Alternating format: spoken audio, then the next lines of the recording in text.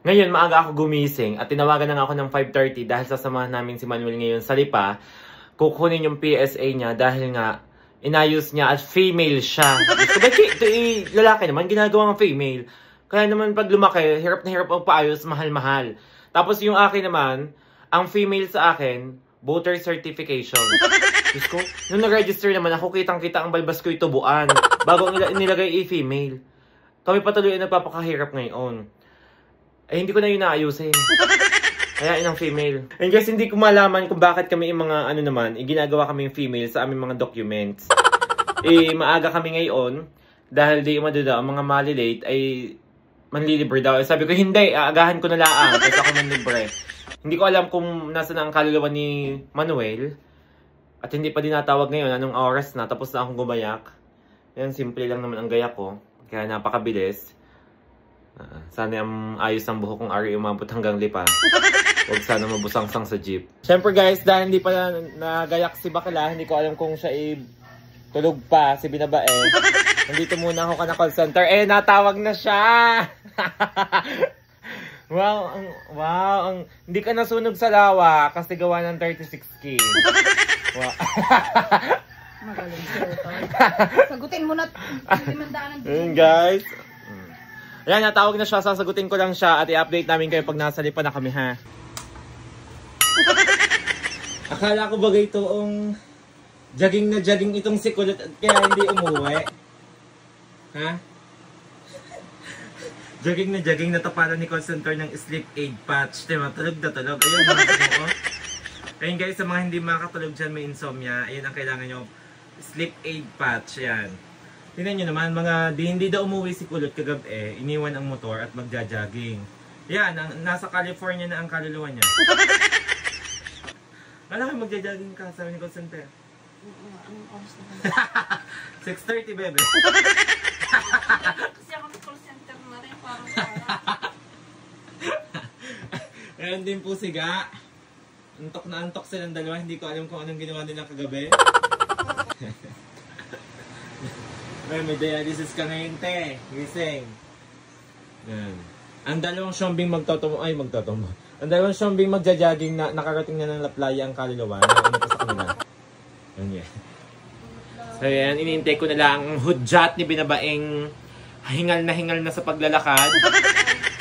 Ha? Pa-PSA ka na kami.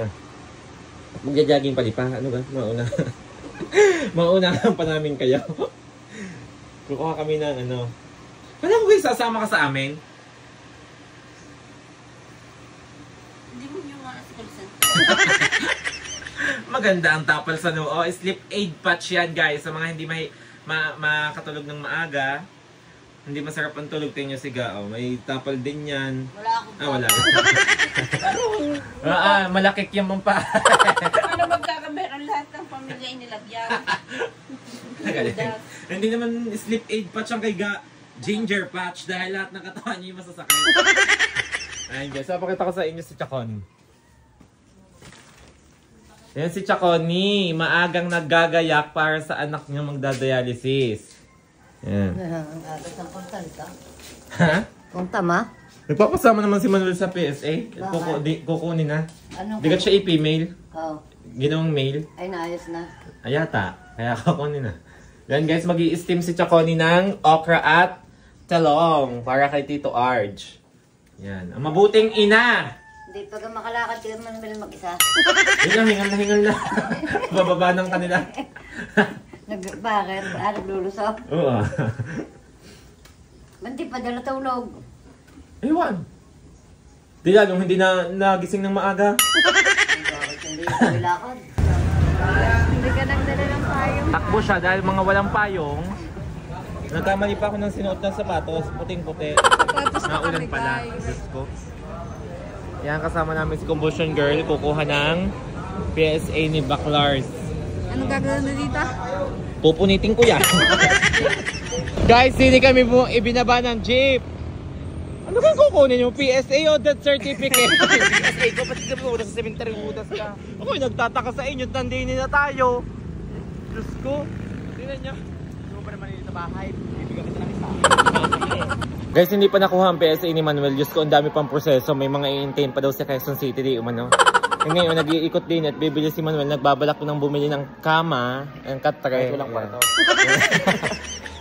Ang dami pala ditong murang kama sa ano, Fiesta Mall. Kaya Bibili na siya ngayon. Ano, kailan pa pa-deliver?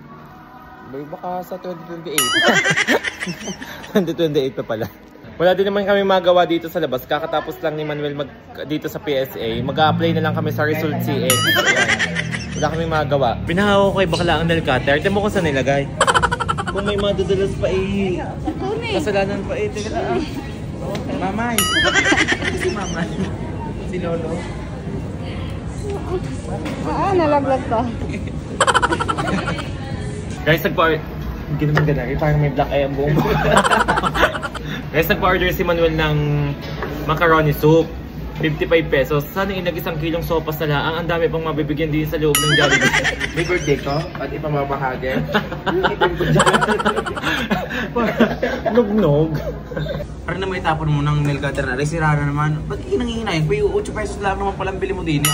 Eh, itatapon ko sa yan sa iyamot ko. Kuya, ang galing ng nail cutter na are. Unang gamit, putol ang nail cutter.